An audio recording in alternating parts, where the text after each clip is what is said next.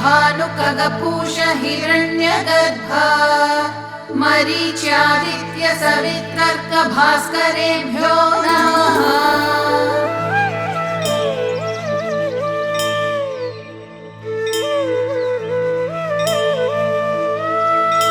श्रीमन्नशेष जगदेक महाप्रदीप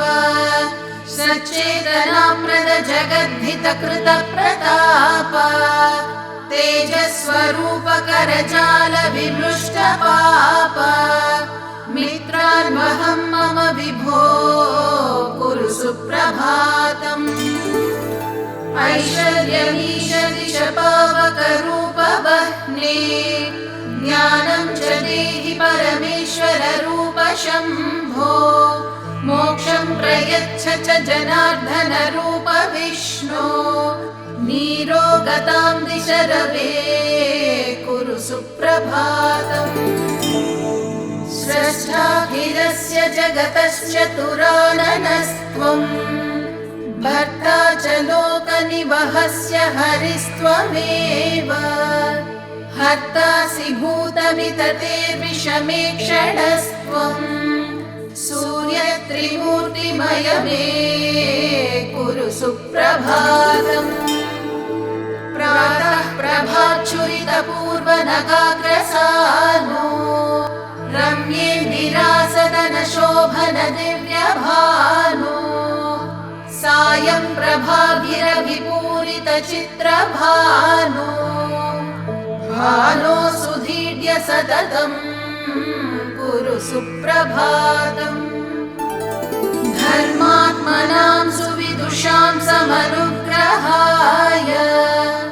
दुष्टात्मनां कुजनुषां च विनिग्रहाय कारुण्यवर्षण विधावनवग्रहाय शक्तो ग्रहेश खलनः कुरु सुप्रभातम्। पौरस्य भूधरतटीतिलगायमाना चूडामणेम्बरतलस्य च दिग्विधूट्याः कर्णावतंस गगनाञ्चितराजहंस पूषन् सुतोषकरणः कुरु सुप्रभातम्। उद्बोधयस्य नुदिनं वनमम्बुजानां त्वं सन्दधासि युगलिश्च रथाङ्गनाम्नां प्रीणासि जन्मिनयनानि हिरण्यगर्भा लोकोपकारपरणः कुरु सुप्रभातम्। मृद्नातिरोगनिवहोपघनं नितान्तम् क्लिश्नातिषड्रिपुगणो निशमन्तरङ्गम् तान् भस्मसात् कुरु मरीचिगणैर्मरीचे भक्तौघरक्षणरुचे कुरु सुप्रभातम्। येषां पराञ्चिकिलखान्यतृणत्स्वयम्भू स्वां वह्निपिण्डमतुलं खलु मन्वते जानन्ति योगिनि वहाः पुरुषं परं त्वाम् आदित्य सत्यघननः कुरु सुप्रभातम्। भर्गोऽस्य धीमहि च तत्सवितुर्वरेण्यम् देवस्य चोदयसि यस्त्वमिमा धियो नः सुषेहि वाञ्छितफलं समुपाश्रितानां तेजो निधान सवितः कुरु सुप्रभातम्। सम्पर्कमात्र परिशोषित भक्तपाप पुत्रद्वयी विहितकर्कशतापहारिन् भ्रान्तस्य मर्कटशिशोः सुफलायितार्क तर्कातिदूरमहिमन् कुरु सुप्रभातम्। यान्याञ्जनाननुजिगृक्षसि पासितांस्तान् तेषां धियां पथि शुभे परिचोदनेन हार्दं तमोहरसि पापमपाकरोषि मां पाहि भास्कर विभो कुरु सुप्रभातम्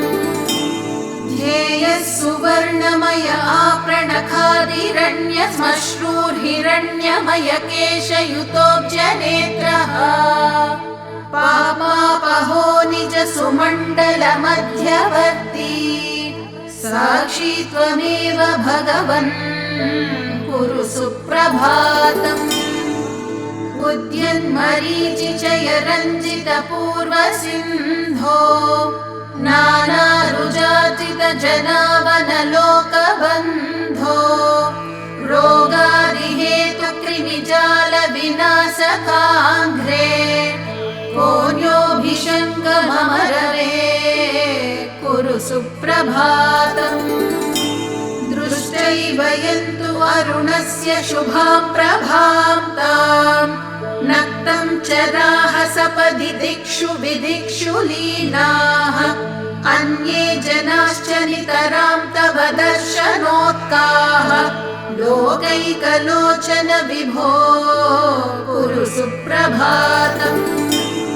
पञ्चेन्द्रियाणि च धियः करणानि पञ्च कर्मेन्द्रियाणि च मनोजनिमद्गणस्य त्वं देव जीवयसि रोगमपाकरोषि सर्वान् समेधयसि नः कुरु सुप्रभातम् उद्यन्महाभुवनमित्रमहास्त्वमध्य रोहन् दिशं सुरगणाध्युषितामुदीचीम् हृद्रोगमाशु हरिमाणमपाकुरुष्व नीरोगतां तनुहि मे कुरु सुप्रभातम् कालोर्यखण्डवपुरेश गतागतैस्तम् मासत्तु वत्सरमुखैर्विभिनत्सि भेदैः सर्वानुदंश परिवर्त्य करोषि नित्य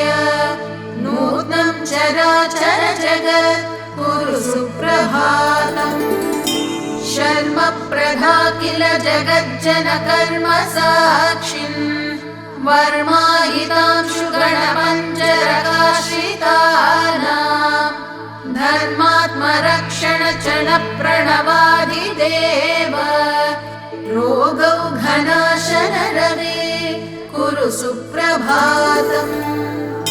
शक्तिं हि येषु निददास्य विचिन्त्य शक्ते लोकोत्तरां स्थितिमिहाप्नुवते तुलां ते तामेव येभ्य उपसंहारसीशते स्युर्निः सारजीवनविधाः कुरु सुप्रभातम् रोगान् प्रशामयसि देवधिनोषिकायम् चित्तं प्रसादयसि शान्तियुतिं तनोषि पापं धुनोषि परमं विगुणोषि तत्त्वम् ब्राह्मी स्थितिं दिशसि नः कुरु सुप्रभातम् यद्वत्तमोऽनुदति ते प्रथमांशुवातः येधांसि भस्म कुरुते च यथाग्निघातः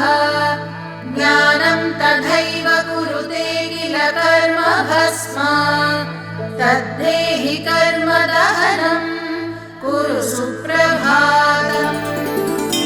मुक्तेषु वद्व्रजसि भास्कर नैमिषार्धे द्वाविंशतिं किल शतान्यपि योजनानाम् त्वामेधनेयमुपयातु ततोऽपि शीघ्रम् उल्लाघयाशु भगवन् कुरु सुप्रभातम् या देवता अपि हि नीच जनप्रयुक्ताः क्षुद्रागदान् बहुविधान् जनयन्ति देहे एतत् कियत्तव रुजां हरणं त्रिमूर्ते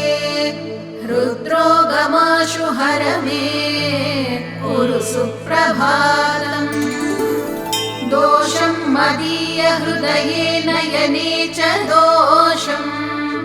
दोषं श्रुतौ क्वचि च दोषमधाविनस्यम् जैवं च कर्म करणादिगतं च दोषम् संलोषयस्व किरणैः कुरु सुप्रभातम् धर्मार्थकामचयनप्रतिबन्धहेतून् कालक्रमेण विकरीकृत सर्वधातून् एकादशेन्द्रियगशक्तिविनाशयातून् पूषन् प्रशामय गदान् कुरु सुप्रभातम् रक्ताम्बराञ्चितसुरक्तसुमाग्र्यमाला रक्ताब्जविस्तरकभक्तजनानुरक्त आरक्तकान्तिसुतनोवररक्तभूष रक्तान्तलोचन घृणे कुरु सुप्रभातम् वाताश्मरीगलमहोदरता प्रमेहान् अशोभगन्धररुजे ग्रहणीं निकोचम् त्वग्रोगजालमितरांश्च निहंसि रोगान् दिग्मांशुभिर्ग्रहपते कुरु सुप्रभातम् चित्रांशुजालपिहितात्मवपुर्गदासि शङ्खारिभूषितचतुर्भुज पद्मनेत्र केयूरहारमुकुटाधिसुभूष सूर्य नारायणव्यय विभो कुरु सुप्रभातम् भद्रं च कर्णयुगलैः शृणुयामदेव पश्येम भद्रमनिशं नयनैर्यजत्राः अङ्गैस्थिरैस्तनुभिरेव चतुष्टुवांसः आयुर्व्यशेम सुखदम् कुरु सुप्रभातम् येभ्यः प्रसीदति सहस्रमरीचिमाली तेभ्यः सदैव कुरुते ननु सुप्रभातम् नक्तं दिवा सकलजीवितमप्यमीषाम् पूर्णं भवेदतुलशान्ति समृद्धिपूर्णम्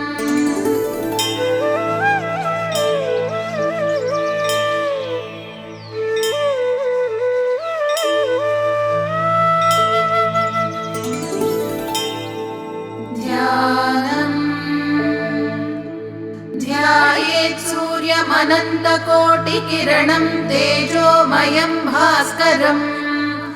भक्तानामभयप्रदं दिनकरं ज्योतिर्मयं शङ्करम् आदित्यं जगदीशमच्युतमजं त्रैलोक्यचूडामणिम् भक्ताभीष्टवरप्रदं दिनमणिं मार्ताण्डमाद्यं शुभम् कालात्मा सर्वभूतात्मा वेदात्मा विश्वतोमुखः